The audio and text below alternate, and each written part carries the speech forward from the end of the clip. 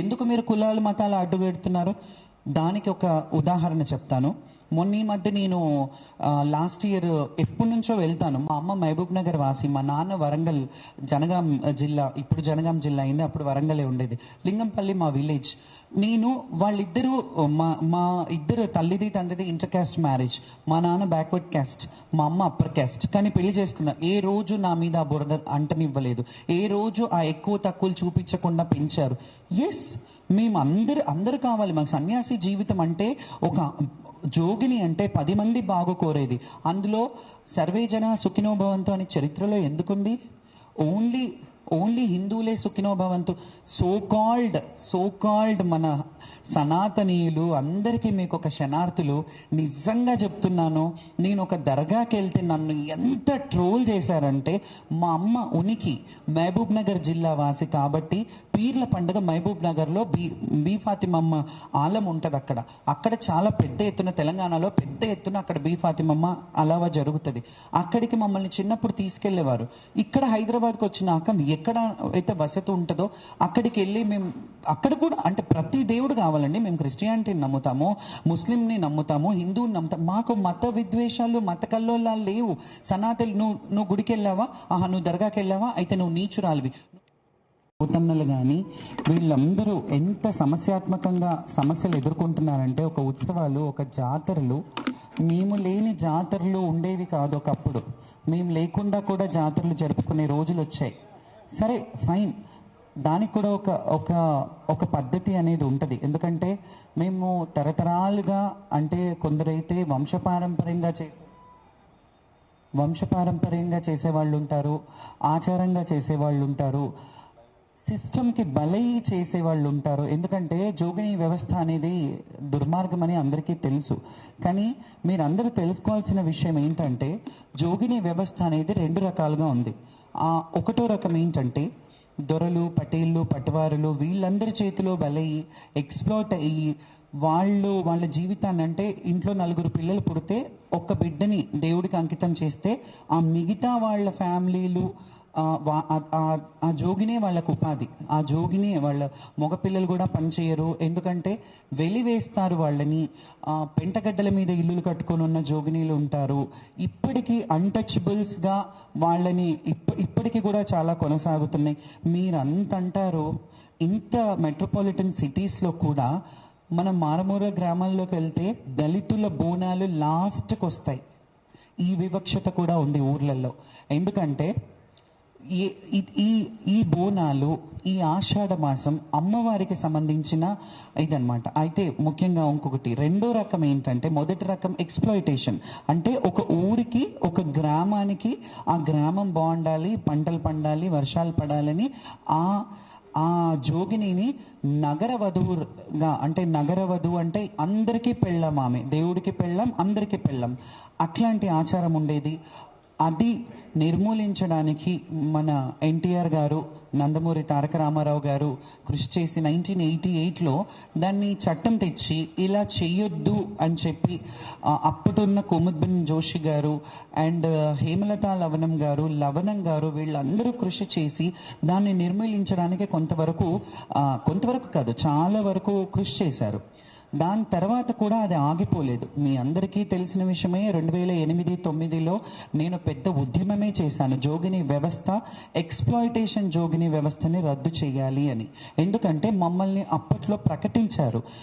ఇంట్లో మాతమ్మైనా, లేకపోతే ఆ మాతంగి మా ఇంట్లో పిల్ల బాగాలేదు, అమ్మవారు వచ్చింది, తట్టుపోసింది, వదిలేసి, అంటే గుడిలో వదిలేసి, బ్రతుకుతే మా బిడ్డ, లేకపోతే నీ బిడ్డ, బ్రతికిందంటే నీ మీద అంకితం చేస్తాము, చచ్చిందంటే సాగు చేస్తామని బిడ్డలు కూడా, అలాంటి జోగినీలు, దేవదాసీలు, బసివినీలు, పార్వతమ్మలు చాలామంది ఉన్నారు.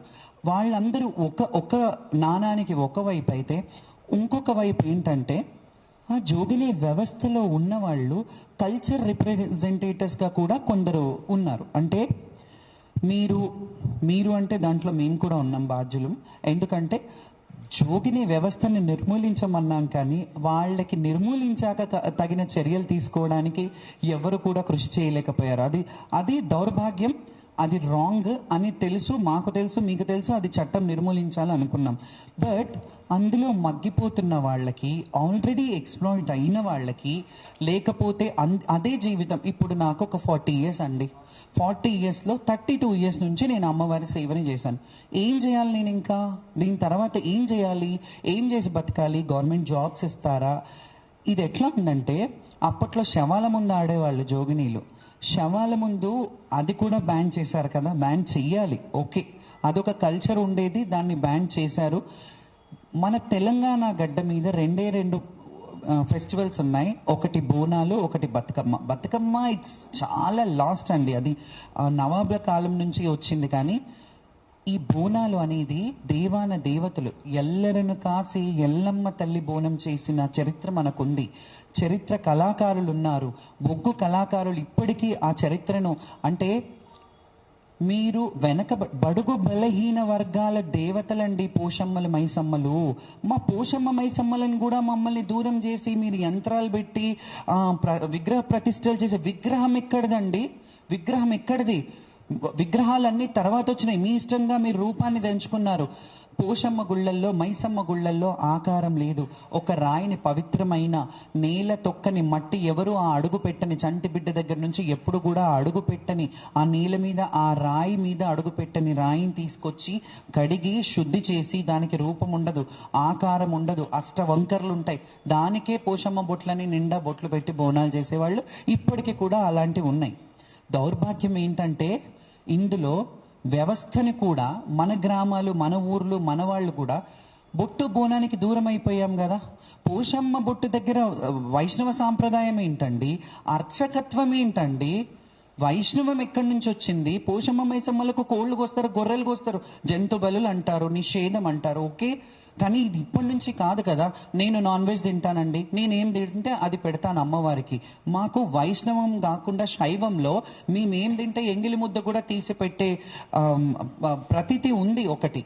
భక్త కన్నప్ప ఏం చేశాడు మీకు అందరికీ తెలిసే, కాలు పెట్టి కన్ను పెట్టాడు. ఈ భక్తి, శైవంలో భక్తి అపారమైనది. మీరు కాశీకి వెళ్ళి చూస్తే అది తెలుస్తుంది, అర్థమవుతుంది. శ్మశానంలో ఉండే శివుణ్ణి పూజ చేసే వాళ్ళం మేము. వైష్ణవ సాంప్రదాయంలో, వైష్ణవత్వంలో నేను తప్పు అనట్లేదు, కానీ వై దిస్ ఎక్స్ప్లాయిటేషన్? నేను ఫస్ట్ మా మీద ఎక్స్ప్లాయిటేషన్ కాదు, సిస్టమ్ ఎక్స్ప్లాయిట్ ఎక్కడి నుంచి అయిందో అని స్టార్ట్ చేస్తున్నాను. సిస్టమ్ ఎక్కడి నుంచి ఎక్స్ప్లాయిట్ అయ్యింది? పోషమ్మని, మైసమ్మని కూర్చోబెట్టి, అందులో యంత్రం పెట్టి, ఒక అర్చకుడిని పెట్టి, మేము అన్టచబుల్స్ అయినాం కదా. అప్పుడు మేము అన్టచబుల్స్ అయినాం కదా. అందరినీ దళితులను చేశారు కదా. మరి అన్ని కులాల వాళ్ళు బయటనే ఉండి బోనం బొట్టు పెడతారు కదా. ఒకప్పుడు మా చేతులతో అమ్మవారికి సాకబోసి, బొట్టు పెట్టి, చీర పెట్టి, సారబెట్టి మేము చేసుకునేవాళ్ళం. ఇప్పుడు అది లేదు. మహంకాళి టెంపుల్ దగ్గర జంతు బలులు అయ్యేవి కాదా ఒకప్పట్లో? దాన్ని రాను రాను, పోను పోను మొత్తం కనుమరుగు చేశారు కదా. ఫైన్, లోక కళ్యాణార్థమై మీరేమైనా చెప్తే మాకేమంటామండి? మాకేం తెలీదు. చదువుకొని వాళ్ళు మా సంస్థలో ఉన్నారు. మా అనగారిన బడుగు బలహీన బిడ్డలందరూ, వాళ్ళకి తెలీదు. ఒక ఆచారి, ఒక అయ్యగారు వచ్చితే అయ్యగారు అనమంటారు. ఒక ఆయన మొన్న మధ్య ఒక టెంపుల్కి వెళ్తే, అయ్యగారు మీరు జరగండి, అయ్యగారిని ఎందుకు ఇలా అంటున్నారంటే, అయ్యగారు అనొద్దు, నువ్వు అయ్యగారివి కాదు, మా నాన్నవి కాదు, పంతులయ్యవి అని గర్భగుడిలో ఒక పంతుల్ని దూషించడం విన్నాను. శబాష్ అనిపించింది. ఎందుకంటే కరెక్ట్ అది. ఎవరికి అయ్యగారు? అయ్యగారులు అంటే ప్రేమగా అయ్యగారులు అనడం. ఇది బ్రాహ్మణత్వానికి లేకపోతే అన్టచబుల్కి అయ్యే గొడవ కాదండి. మధ్యలో సిస్టమ్, ఈ రాజకీయ నాయకులు పురుముతున్న బురద ఇది.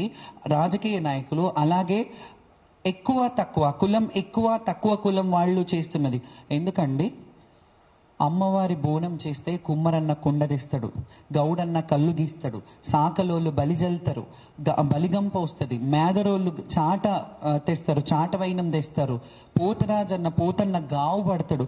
ఇంత పెద్ద కల్చర్ ఎక్కడుంది? మాదిగలు డప్పు చప్పుడు లేని అమ్మవారు బయటికి కదలదు. ఇన్ని కులాలు, కంసాలి పుస్తలు చేస్తాడు, అమ్మవారి నగలు చేస్తారు.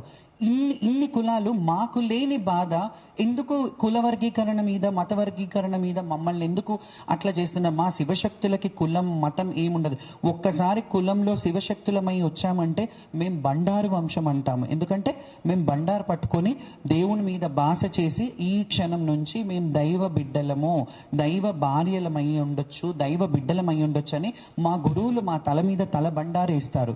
దాన్ని తల బండారు అంటారు. ఆ బండారు పట్టుకుంటే మాకు కులం ఉండదు, మతం ఉండదు. నేను ఒక సన్యాసి జీవితం అండి మాది, సన్యాసి జీవితం. ఎందుకు మీరు కులాలు మతాలు అడ్డు పెడుతున్నారు? దానికి ఒక ఉదాహరణ చెప్తాను. మొన్న ఈ మధ్య నేను లాస్ట్ ఇయర్ ఎప్పుడు